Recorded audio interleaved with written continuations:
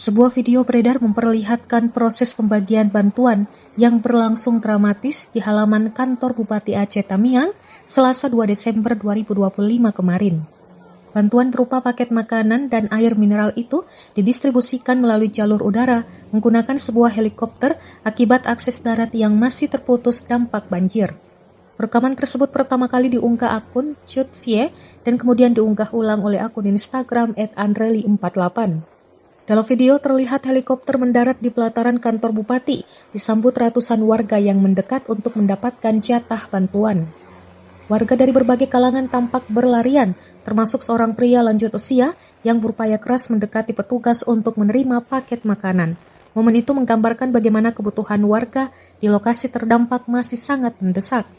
Hingga kini, distribusi bantuan masih terus dilakukan oleh pemerintah daerah dan pihak terkait untuk memastikan kebutuhan dasar masyarakat yang terdampak banjir dapat terpenuhi.